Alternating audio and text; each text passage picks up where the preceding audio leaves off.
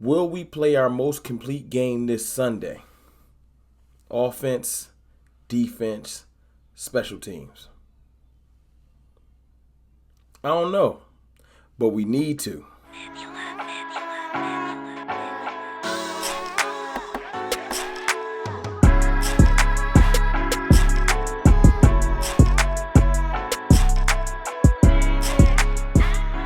What's good, people?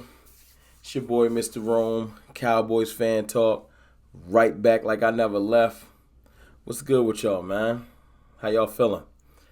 Apologies for taking a day off yesterday, man. I needed a mental break. It's a lot of stuff going on, man. Holidays can get crazy. Let's just say that. Holidays can get crazy. I'm hoping everybody's having a good holiday season. Hoping y'all blessed, you know what I'm saying? Prayed up. Everything is good. But let's talk Cowboys, man. Let's talk Cowboys. A lot of things going on, man. A couple news and notes things I want to touch on before I talk about the question I just asked. Today. Well, yesterday, since I missed yesterday, man, they said that Zeke had an interview. He said that he's taking the knee brace off that he's been wearing for the last couple of weeks. He says he feels like his burst is back, and I'm not hating on Zeke. We'll see, and I hope that he's back because we need him. I need Zeke to have a little bit of burst. I'm not expecting Zeke to go out there and run as fast as Tony Pollard, but I do want to see some more burst, some more short area quickness, some more jump cuts, things like that. So I'm hoping that comes back for Zeke. Speaking of Tony Pollard, he practiced today. He was out there yesterday, but he practiced today. That's what I like to hear, man. That is what I like to hear. That whole torn plantar fasciitis or whatever. You got people like Skip Bayless saying he might miss the season, just spreading false information. I never heard or thought that because that never came across from the real reporters. But I did want to see how long he would be out. Him being able to play 1 week after, like, post-injury, like having a game off and then coming back, gives me optimism for the postseason because they say he can't hurt it even more. It's more of a pain tolerance thing.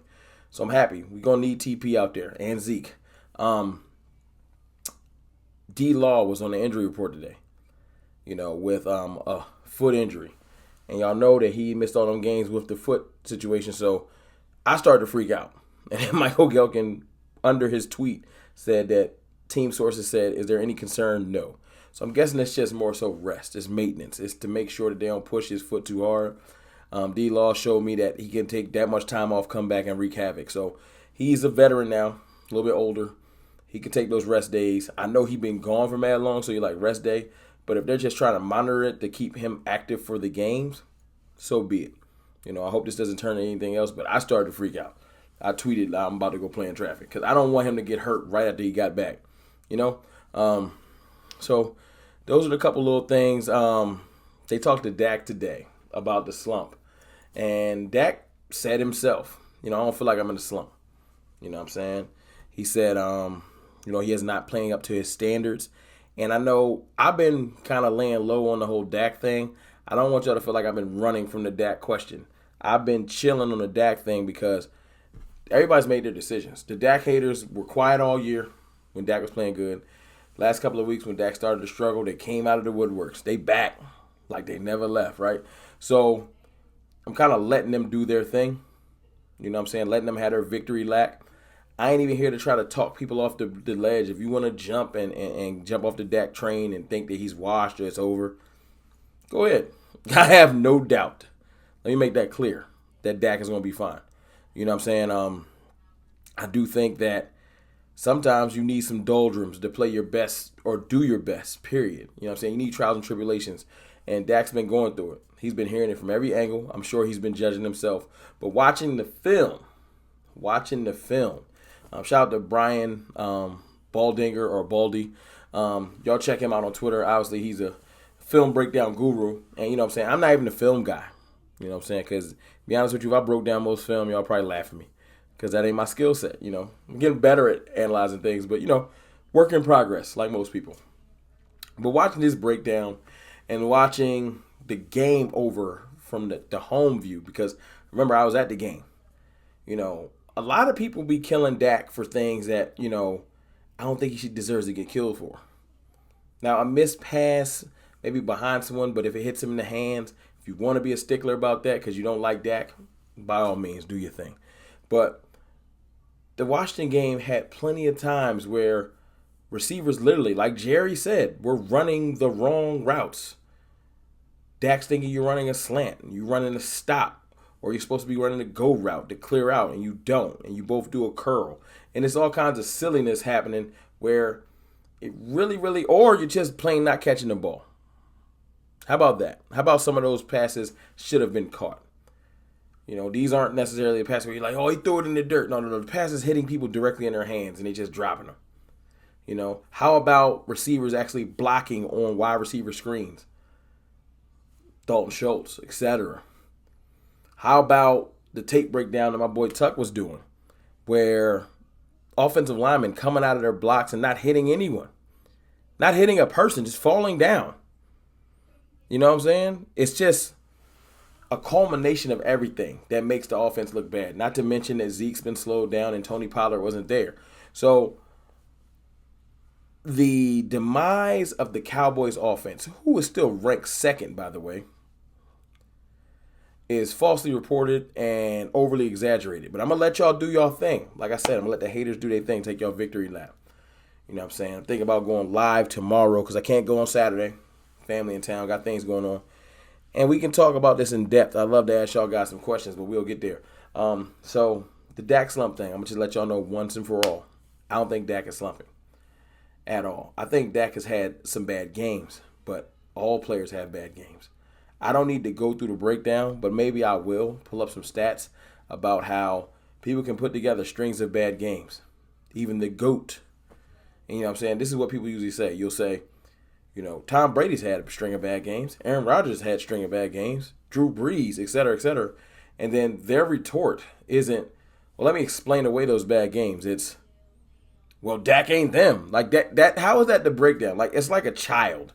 Like, are you going to give me a reason why? Or just, you might as well just say, you don't like Dak and I don't think he's good. So we don't need to have this conversation. But if I point to you examples of other people doing the same thing that Dak does and your retort is just, well, he's not them, then why are we talking?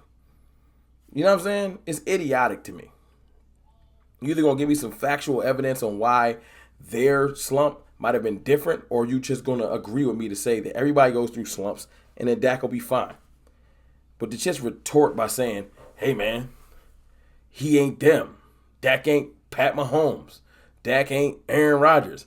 How about you shut up because you sound like an idiot? How about that? But let me say this. I think everybody needs to get right game. Look at what happened with the Rams. 3 games in a row they lost.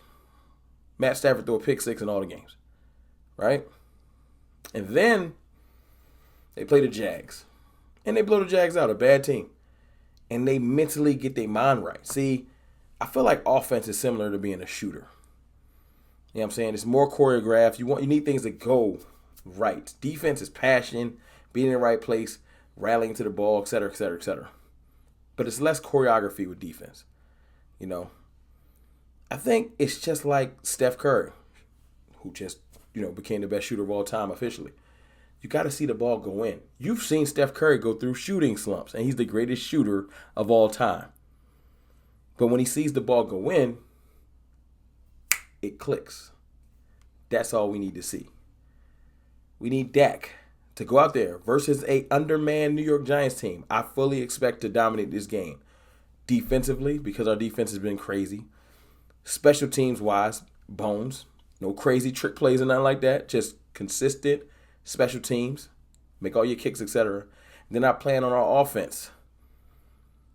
Just balling. I fully expect Dak to throw for 4 to 5 touchdowns. Yeah, I said it. Don't feel bad about it. He's very capable of doing such things. At bare minimum, 3 touchdowns. And I think that will just get the ball rolling. I would love to see Zeke run for a touchdown. So if Dak doesn't have to throw for all of them, I want to see good execution in the red zone. You know what I'm saying? I want to see the chains moving. I want to see concise play calling, Kellen Moore. I want to see us put a full game together. I think this is the week to do it.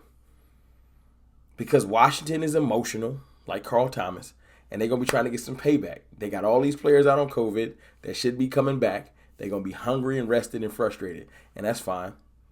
When they come through, we going to smack them again. You know what I'm saying? But what we need to do now is put a full game together. That's all I want. Y'all let me know how y'all feel about that. How y'all feel about just what's going on in Cowboy land? And do y'all think that the Giants is the perfect game for us to put this full game together, get this slump behind us, and get on the other things? Because like Mike McCarthy said, he said no playoff talk till we get to 10 wins. Well, after this weekend, we can start talking about playoffs. I holla.